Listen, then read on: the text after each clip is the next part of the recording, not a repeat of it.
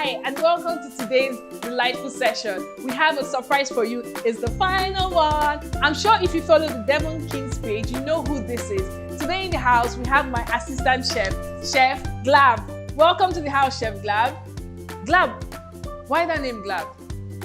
Okay, I took it off from the street. Okay. Naija glaberrima, that's the botanical name for father rice. And as an advocate of Nigerian cuisines, we're fusioning with Western cuisines. I was like, let's sell Nigeria and grow the Naira. Interesting. So you named yourself after rice. That's beautiful. So I see you're an advocate of the Nigerian products. How do you feel about locally produced goods? It's good for the image of the country and it also boosts the economy. So why don't we sell what we have to the world and gain Nigerians' pride too? Oh, that's beautiful. That means you'll be a fan of the Devon King's oil because it's locally produced. Oh, and it's cheap filter. Love it. Oh, that's beautiful. So today we're going to be making the salad, we're going to be making the potato lasagna, and we are also going to be making our gravy.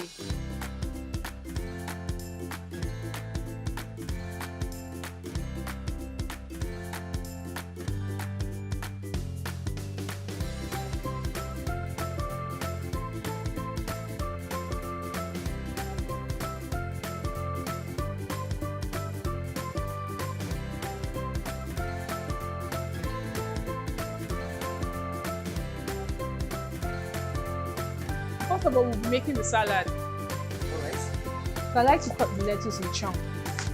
If it's not in chunks, I don't really like my salad that way. It should feature heavily on the dish because this salad is mostly lettuce. So I'm just going to have this, put this in a bowl to one side. Yeah, it looks beautiful. I like the green. I love when my salad pops in colors. So for the tomato, after you've gotten out the head,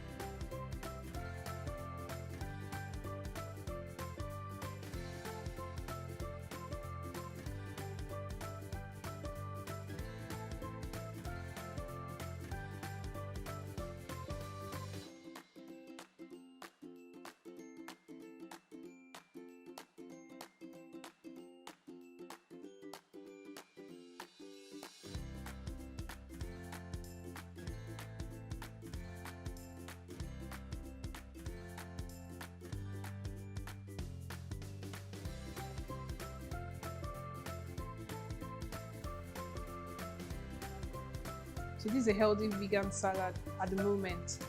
So I'm just going to add some Yaji.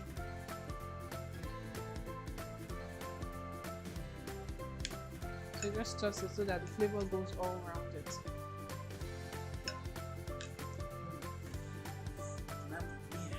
So we're going to turn this from a vegan salad to a beef salad at the end of this, but then I'm just making sure that everyone's inclusive. If you're vegan, you can stop here with the process. We're just going to have to sprinkle like minced meat on it for those that are not vegan and want some meat in their salad.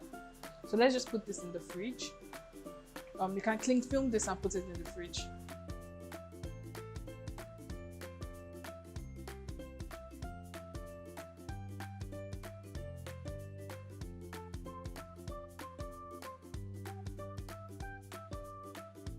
So we're going to start the potato lasagna. So the first thing I like to do is to marinate my beef so that by the time you're done with the sauces and other things you're supposed to do, the beef will be ready to go on fire. So I'm going to start off by seasoning my beef.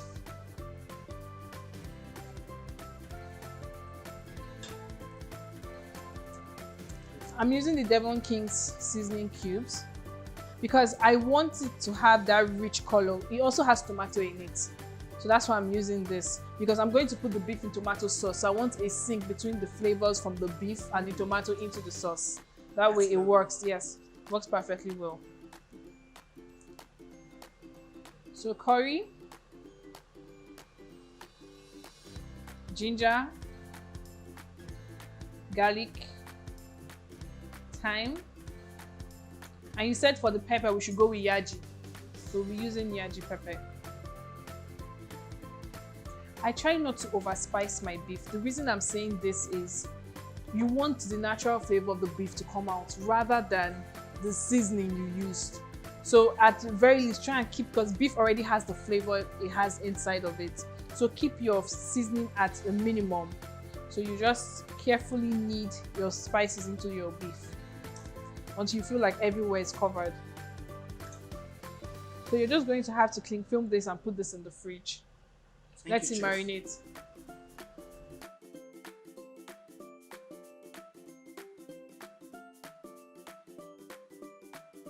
As you know, Devon King is always giving you great value. Even the oil comes in smaller packs. We have the pillow pack and of course the wazo pack. I think they call it the wazo pack because it's 15 naira. I like that no matter what your budget is, there's a pack for you. Both the wazo pack and the pillow pack, even the 1 liter, and there's also the 2 liter. So if you have a larger family and you want something bigger, or you just want to cook for yourself, there's always a power pack for you.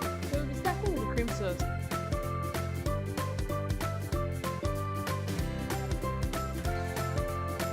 So I like to put garlic. I like to put garlic in mine. So just a bit of garlic.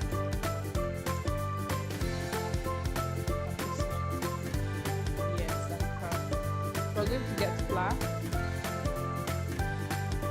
So stir it together, mix it together. So while he's mixing it,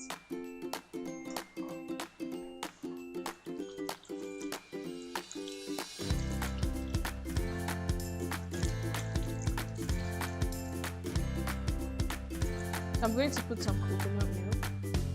As you can see the consistency of the sauce. So at this point, you put it. So you just use a can. The can actually works well. So you just keep stirring. You just put this in.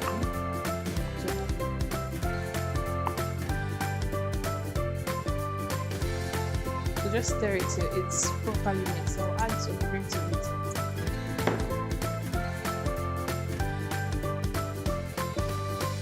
Keep stirring it till it's properly mixed.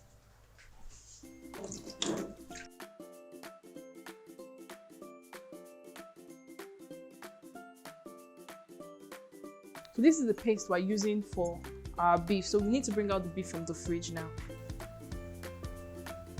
So first off, we're going to stir fry the beef.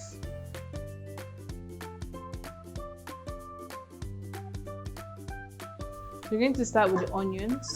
So this is what we're cooking the beef in. So you would want the aromatics to all come out. I like to start off my stir frying with onions and garlic.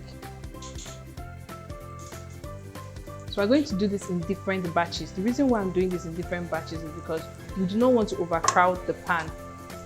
If the pan is overcrowded, you find out that some part of your meat didn't cook, some cooked too fast, some cooked too slow. So you need everything to get set at the same time.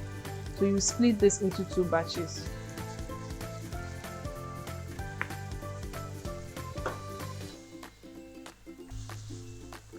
Have you had potato lasagna before? Actually, this is the first one I'm going to be trying it. Okay, how do you feel about that? Are you Very looking excited. forward to it? Absolutely. You want to lick your lips. So you just allow the beef to cook. So like I said, when you don't overcrowd your pan, you see that it cooks easier and faster and they cook at the same time. So we're just going to leave the beef so it comes out with all the juice from the flavors. So how did you get into cooking? I want to know your cooking story. Did you start as a kid or it just something that grew on you? My cooking journey is actually a long story. Okay. I was given birth with a silver spoon. Wow. At the moment, we lost the silver spoon. Oh wow. So we had to grind it hard. It's my mom and all. She used to be a caterer. I had kids sisters, but I was only You were the one that you were more interested. helping her out and one or two things. And your mom didn't feel any different about you being in the kitchen. What was Mom her? relaxed with me because she felt like I could handle things and pressure. Okay. Very well. Then I started going to all these parties, serving rice, serving food at parties. I grew up bit by bit. I was the one now going to the market to purchase. I was the one now hearing boys to come to the event. So So you grew up in the business and then your growth was more natural. Yeah, quantum leaps, no rush. I grew up steady. Steady in you. It was a business that was already happening around you, and because you were the one more inclined, your mom encouraged it in you, which is quite beautiful. So when did you officially transition from just helping your mom out in the kitchen to wanting to do your own thing and cook and create your own flavors? When I was in uni, when I was in year 2, on Wednesdays I was always cooking for my block. Like I was always cooking and like, wow, this dish is amazing. This dish is amazing. Like, okay, let's try something else. Look for a spot in school. I went to Unilag actually. Well, that's beautiful. So I started selling off my food, my fried rice especially. Oh, me, I went to Covenant, so I think cooking in Covenant was not allowed, which is why I would have appreciated all these small packs, because that size would have been very easy to sneak inside my box and those kind of things to hide it. Because if I carry this big gallon of this big bottle of oil, if I carry this, they will know that I want to do something. Like, why do you need this? I think the pack is also valuable for students, because when you think about it, no student wants to buy this. They want something that is affordable to their pocket. The thing is that you can actually smell and taste different types of oil. Like I like this oil because it doesn't have that, I don't know, there's this, you know, when you buy oil and they pour it for you in markets, Yes. there's this taste or smell it gives your cake. Slimy. When you eat the cake, it's like you're tasting, it's not slimy, you're tasting the oil like it has been used to cook before. I don't know, there's a taste. It doesn't come out fresh. It doesn't come off fresh. So I was actually wondering what was different. And when I found out that they actually locally produce this, I understood why it comes off fresh as regards to other oil. So this is where you add your pepper. You can decide to do this separately, but because I like to utilize as much oil I have put into my meal, I try to reduce the intake, so that when I'm done with my sauce and you not see oil swimming, everything would have taken out time to heat everyone equally. So it's like you're using less of oil, but you're getting more result, because now you can see that both the tomato and the beef has come together. Because less is more. This recipe is also flexible. If you're a vegan, you can just skip the whole meat process and just go straight to making just your sauce. Once you've done your tomato paste sauce, you're good to go. You don't need to bother with beef or chicken or anything.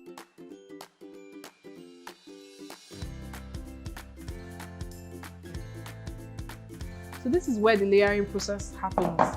So like I said, instead of lasagna, we're substituting the pasta in it for potatoes. So that's why I call it potato lasagna, but it's almost basically the same step. Okay, so first off, you need to grease your bowl or whatever baking dish you're using. I'm using this, so we're going to have to grease it in margarine. I heard about the street food. What was that like for you? Oh, street food king Naija. That's actually one of the turning points of my career, because it has actually opened up various platforms and opportunities for me. Okay. We were in the house for like 13 weeks. Oh wow. So live cooking daily, sweating. Sometimes I was close to chopping off my fingers. It's a competition and you have to be very, very fierce. Okay. We're 13 contestants, eliminated 6, we were 7. So 7 went into the house, week in, week out, grinding all day. I came up first runner-up. Okay. Who was the winner? Crispy and grilled.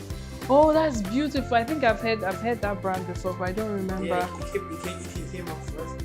But was that a good opportunity to meet people in the industry? Did you meet people that you've not met before? Basically, I was there to network and then. Oh, that's beautiful. And did you experience all you wanted? Yes, I did, and more. So I'm going to grate this. I need a bowl. Okay, I can grate this inside here. So you're going to just take off the skin gently, because you need as much potato as you can get from this. You find out that we're using about 1 or 2 potatoes, you've gotten a very good and firm layer for your. It takes less than 5 potatoes to do this recipe. So you just need to keep grating it just to get like a beautiful, the skin off it, so it's yellow.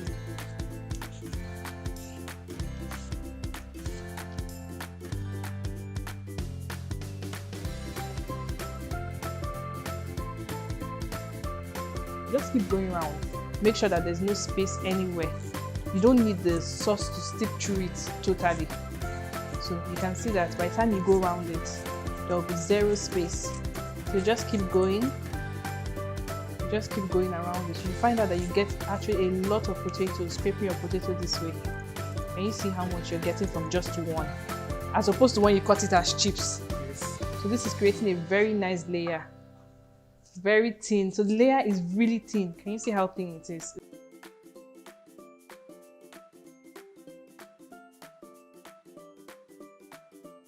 So we're going to start the layering process. So you're going to start with your tomato-based sauce.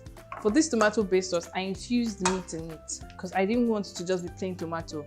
But if you're vegan, you can skip the meat and do both tomato and meat. Just tomato sauce. Yes, just tomato sauce only to work for this.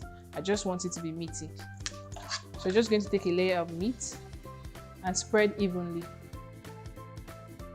So I'll be doing a layer of the cream sauce. If you actually want your cream sauce to have like a more zing to it, you can just add a bit of lemon. So lemon gives a bit of zing, like just a nice tangy taste to it. And since we have lemon in almost all the dishes, it won't hurt to add it to this sauce.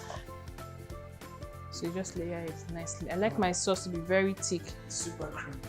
Yes, very creamy. So like I said, you still get the same quality and texture. So as you can see, I've covered this layer in cream sauce. It's almost like icing a cake. You do it layer by layer. So it's like, it's a combination of different ingredients. Different, as little as it is, as big as it is, they all come together to make this a great meal. Even with a pinch of lemon or something big or something small. It's not about the size, it's about the value it brings to the dish. So you get a handful of this. You just do like a nice layer of the cheese. I'm using mozzarella cheese because I also like it in pizza. And I prefer it in my lasagna. People use different types of cheese. Like I'm going to just layer it in mozzarella, but I'm going to cover it in Parmesan cheese. So you're going to start the process again.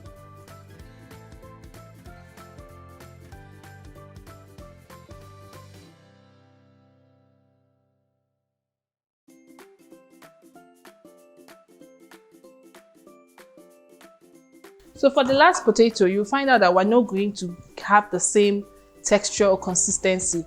You want it to be grated. This is how you want it to do, because this is the top of your dish. So you want it to have a different feel to it instead of just layered potatoes. So you're just going to grate this round the dish. Can you see? So just to create. So we're going to preheat the oven. So this is the last layer of potato you're putting. That's why the texture is different. It needs to create a very firm top on top of it. So it's not all mushy, it's hard on top. Then when you go in, you can now feel the cheese, the cream, the sauce, everything pulled together so that the combination is nice for you. So for our oven, okay, how many degrees Celsius? You put it at 200 degrees centigrade works for you. It's the nice texture that will cook it inside, outside without burning it. So for the last layer of cheese, we're using Parmesan cheese. Parmesan cheese. Yes, I want the same texture. That's why I changed the cheese from mozzarella to Parmesan. Oh. I'm just going to put this in the oven. We have preheated it at 200. So you're going to bake it for about 30 to 45 minutes, depending on how hot your oven is.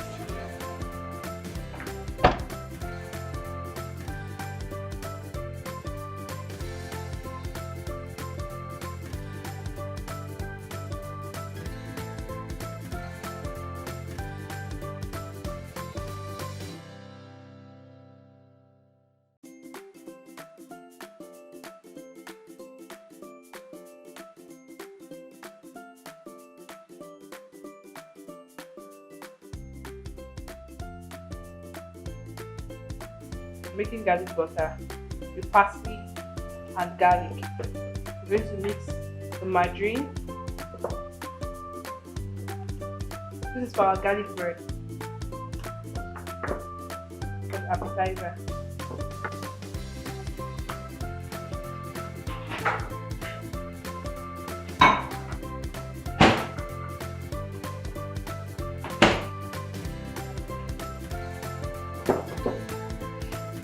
Stir it together with your garlic butter.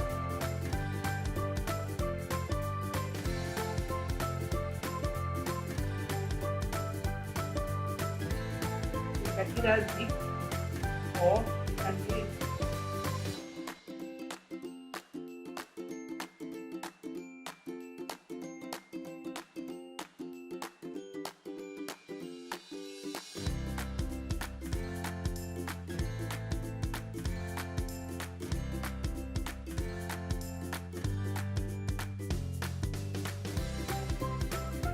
This is the final masterpiece. You can see that we have our appetizer from the first session, the garlic bread. We have our dessert, which was a lemon cake. It was amazing. And here is the final dish. This is the main dish. We have the potato lasagna. We have the salad. We did it two-style. We had the vegan. We had added beef to it to beef it up. And of course, we have the beef gravy. Devon King is always bringing you great value. I'm sure from this session, you've learned how to infuse your flavors into your food. I'm sure most of you use this for a transferable skill or start your business or jazz up your family meal. This is the type of value that Devon King adds to your kitchen and to your life. And this has been a set of delightful sections, and I've been honored to teach you all. I'm Chef Obubu. I'm Chef Glab. Thank you for coming to our delightful session.